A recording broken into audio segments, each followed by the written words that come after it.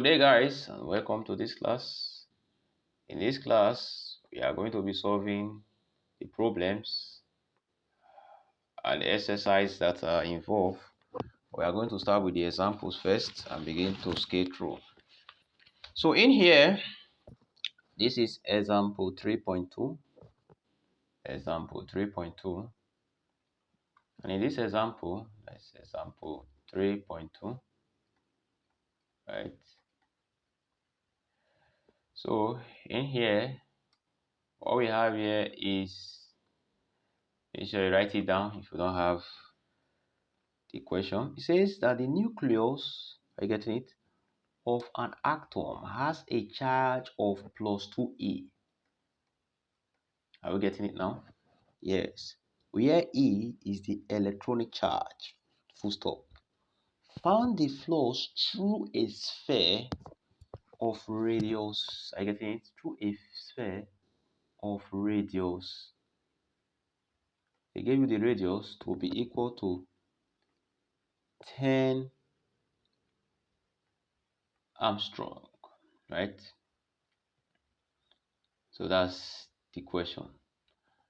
And you know that 1 Armstrong is equal to 10 raised to power minus, 1 Armstrong is equal to 10 raised to power minus 10 meter. Are you getting it now? Yes. So how do we do this? What they just did here is that they gave you, they say you should find the flux, right? Yes, through a sphere. That means the flux is what you are looking for. But recall that flux is equal to true or false? Yes. Where E, recall that E, we already know that E is equal to KQ over R squared. You remember? If this is true, and area of a sphere, the area of a sphere is given by what? 4 pi, right? Yes, the area of a sphere is given by 4 pi R squared. So what we now do is that we now substitute into this equation. That implies that we now have, right, KQ over R squared, right, times 4 pi R squared. If you look at this very carefully, you discover that R will cancel out R. Am I lying? No. So R will cancel out R. And what we should have is 4 pi Q, right, K. This is a shortcut. When you be asked, just use this formula. But don't worry, it's easy to derive. That means that the electric flux of a surface does not depend on the radius.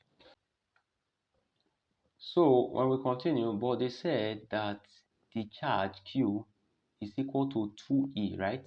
So that is, when we are substituting, that is 4 pi times 2, I get it now? Yes, times 1.6, because the charge of the electron is 1.6 times 10 raised to the power minus 19, right? Times k, 9 times 10 raised to the power 9, that is value of k. So when you evaluate this, what you should have is 3.61 times 10 raised to the power minus 8. You already know that the unit for electric flux is Newton meter square per coulomb. Is it clear now? It's clear, right? Okay, so let's go to some derivations here. I will call this derivation 3.4, applying Gauss law to point charge. Applying Gauss law to point charges.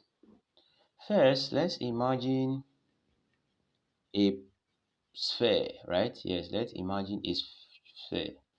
Because in using Gauss law, we will imagine a surface called a Gaussian surface. Are you getting it now? We normally imagine a surface around the charge. Now we can be able to evaluate our area. So imagine a surface there. So let's say we have a sphere like this, right? Call this Q, right? And it's surrounded by a sphere. Oh, sorry, I'm using free hand, so my sphere is not perfect. So it's surrounded by a sphere of radius, right? R.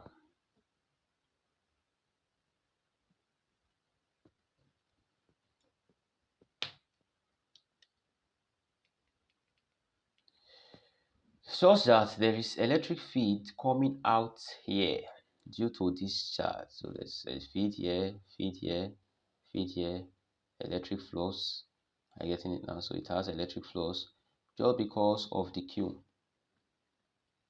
So what do we do? Recall that Gauss law states, right, that the electric flows, I'm getting it now, that the electric flows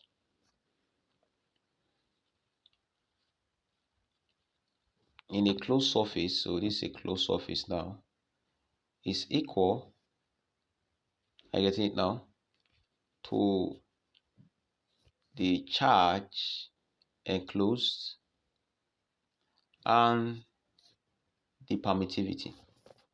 Also, we already know that for a closed surface is equal to the closed integral, right, of the flux and the elemental area, dA.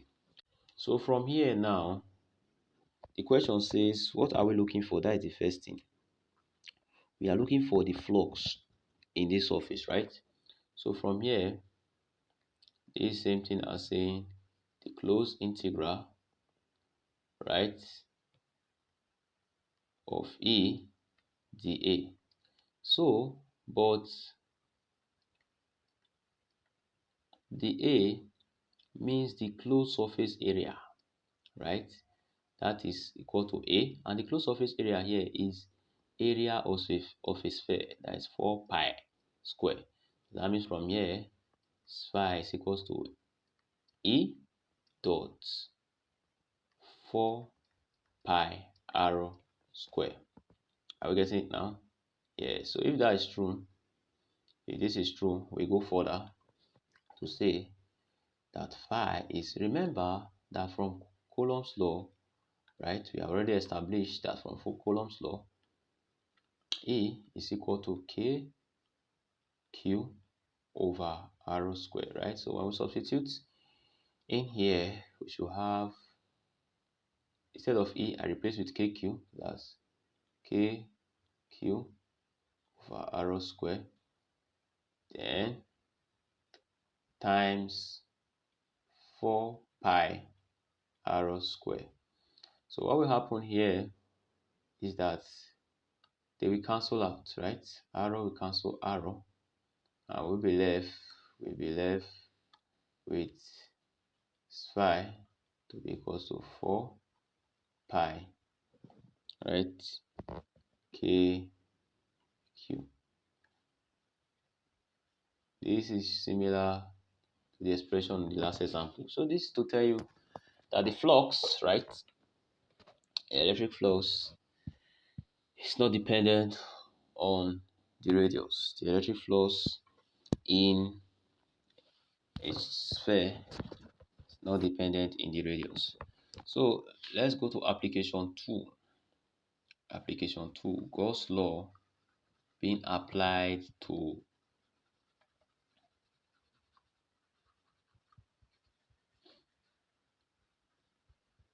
Gauss law being applied to an infinite line charge. Application of Gauss law to infinite line charge. Application of Gauss law. Application of Gauss law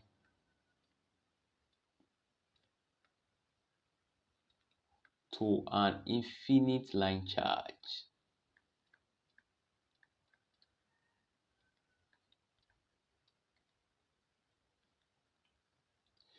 The application of Gauss law on infinite line charge is very simple. We already know that we start from a step, right? Yes. And what is that step? The step is to construct a Gaussian surface so that we can evaluate our area. True or false? Let's imagine a conductor, because we're talking about a line charge right now. Let's imagine a conductor, like a wire here. So we want to evaluate this now. To do this, the best surface to construct here is a cylindrical area. True or false? True. So when we construct a cylindrical area in here to be something like this, right? Something like this. Something like this, right?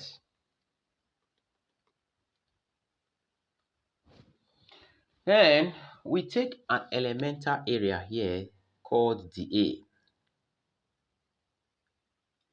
This is an elemental area called the A. Don't worry, just follow me. You will get everything clearly. I promise you. From here to is the radius of the conductor, right? Yes. So let's apply Gauss law. Using Gauss law, we say, right? So we want to use this now. What are we solving for? We want to get the electric field of an infinite line charge. Using Gauss law, phi is equal to the closed path integral of the electric field dA, right? And we also know that this is equal to Q over E naught. You remember, right? Now let's focus on this guy here. This is the same thing as saying E, right? Integral dA to be equal to Q over epsilon, right?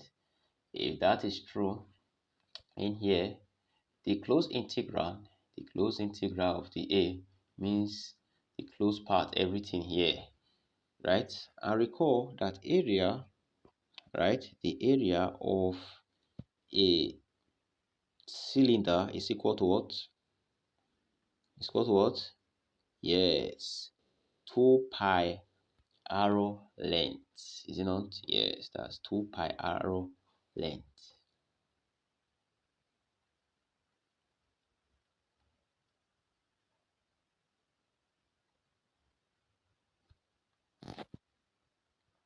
Are we getting it now? Yes.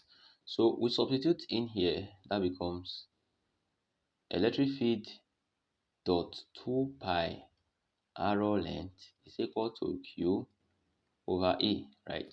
So what do? We make E solve to formula.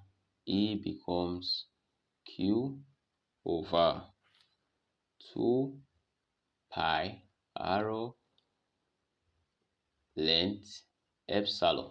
Are we getting it now? Yes, but we define a constant here. We'll define a constant called line charge density. Line charge density is equal to Q over length, right? Line charge density, line charge is charge over length. So from in here, we can see charge over length here, right? So that means that E is equal to, right, 1 over 2 pi arrow E, right, dot Q over L. And this Q over L is this guy, lambda. So that means A is equal to lambda over 2 pi arrow A naught. Are you getting it now? I hope it's clear enough. The next application here, alright, so let's see if we can solve a little problem under this infinite line charge application. So what you just need to know, make sure you write this formula down. Make sure you write the end derivation down. All you just need to know from this derivation, right, is that E is equal to the line charge density. So you should understand that E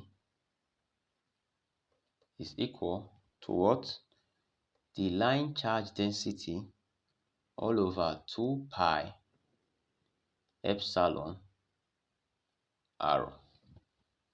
Are we together? Now, what if this epsilon is given, we did this in chapter 1. What if this epsilon, they gave you relative permittivity, then you substitute A to be, right? A naught times A arrow. All right, so let's say a problem. You can call this example 3.4. In this example, it says that evaluate the magnitude of the electric field strength at a point 3.0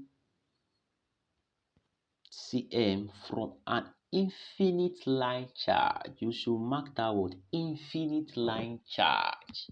This is our exam question of charge density. First of all, what we see here, they say at a point, right? So that point now, what do we use to designate or denote that point? What we use to denote that point is arrow, right? At a point 3.0 cm.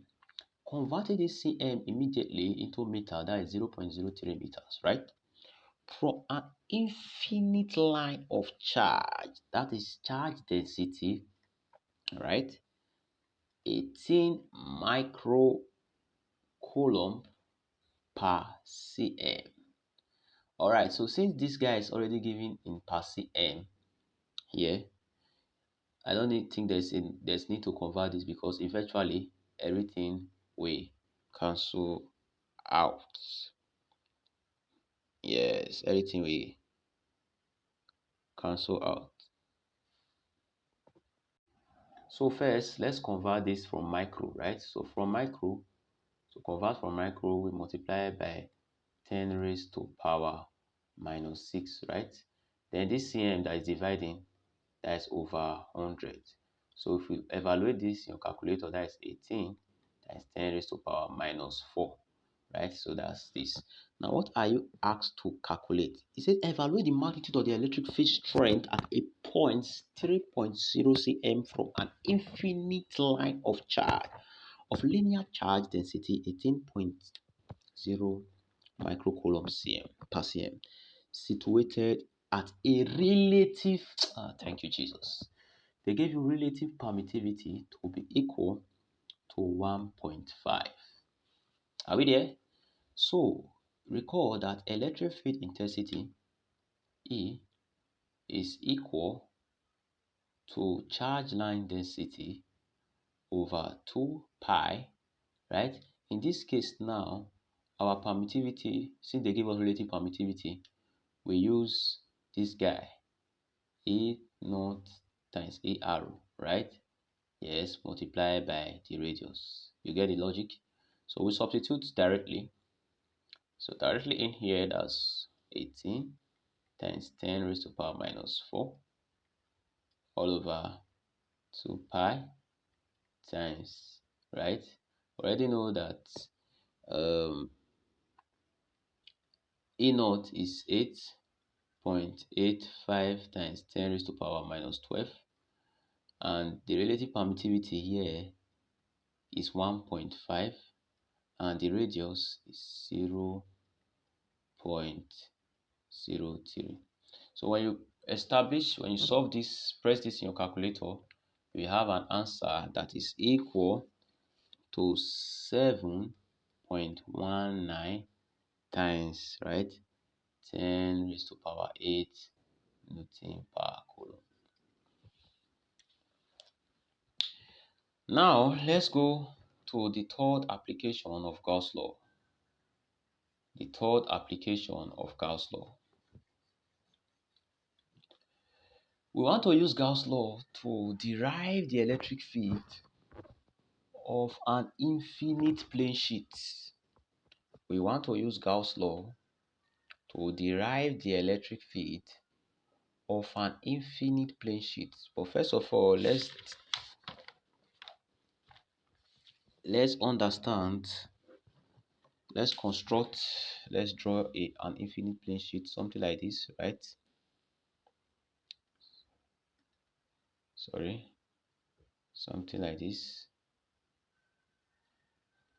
So this sheet is having charges. It's having charges. How do we do this right now? How do we do this right now? So to evaluate this, what we do is that we'll construct a cylindrical surface around it, right? Yes, we are just doing it so that it will be easy for us. Just doing it like this so that it will be easy for us.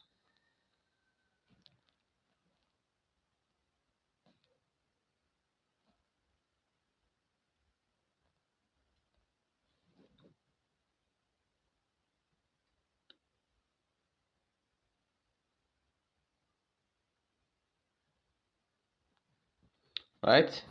So in this case now,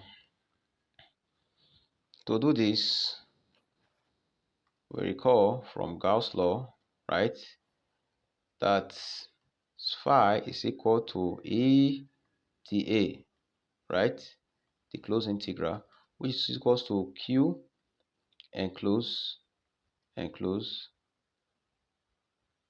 all over permittivity, right?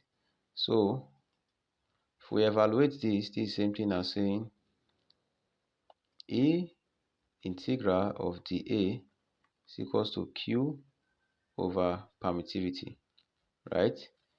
Now if we continue, if we integrate this now, I get it now? Yes. We just take it as the area, like the area of the surface, right? Yes, but we must construct is, that's why we use this cylinder. But area of the surface is A. So integrand of the A is equals to A. But we have two surfaces, so that will be 2A, right? So from here, that will be A. So everything here is what? 2A. So that is A bracket 2A is equals to Q over A, right? So make E the Soviet formula now. We'll make E the Soviet formula because E is the electric field we are looking for. So make E Soviet formula. E will now be equals to Q over 2A permittivity, right? But note that area charge density sigma is equal to Q over A. So this Q over A, if we remove everything here now, I will replace it by area charge density.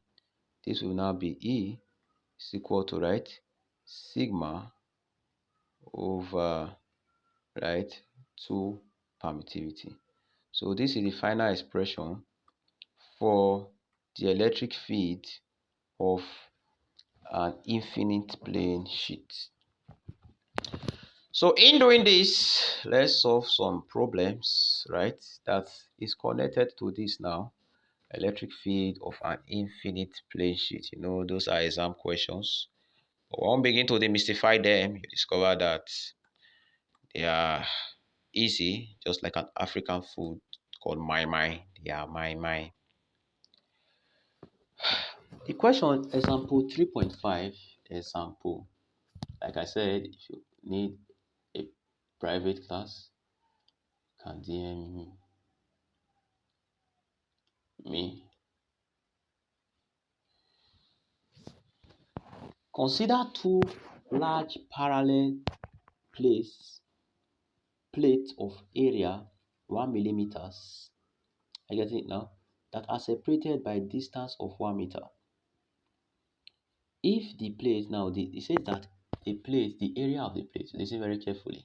The area of the plate is 1, right, millimeter, and their distance of separation, are we together now?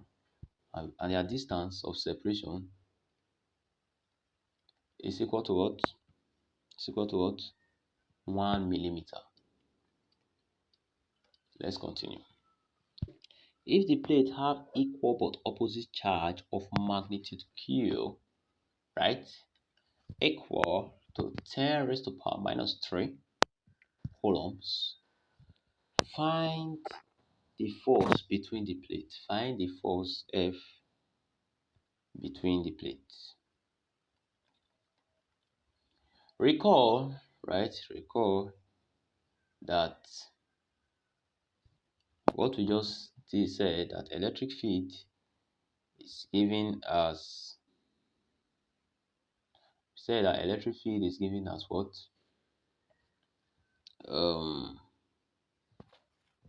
Sigma all over 2a, right? Yes. Also, we know that F is equal to QE, right? All right. So when we expand, you see we need to use this guy now. Recall that this sigma is equal to Q, right, over area, right? So if substitute here, that means that E is equal to Q over 2AE. So when we now substitute into this force here, F will now be equal to this Q is the same thing as big Q. So you can say Q times Q, right, all over 2A permittivity. So what will happen here is it now becomes, right, F from here will now have F to be equal to Q square all over 2AE. Are we getting it now? So that's it. 2 square over 2AE. So you should discover that the distance here of separation is not needed. So what is Q? Q is the charge, that is 10 raised to power 3 over 2 times what's the area? The area was given as 1 meter times, right, constant of permittivity, that is 8.85 times 10 raised to power minus 12. If we evaluate this, we have an answer like 5.65 times 10 raised to power 4 Newton. All right, thank you very much. God bless you. In the next class, we are going to be talking about the solution to exercise on this chapter 3. If you have not liked or subscribed, make sure you like and subscribe and share to your friends and loved ones so that everybody will have a. God bless you.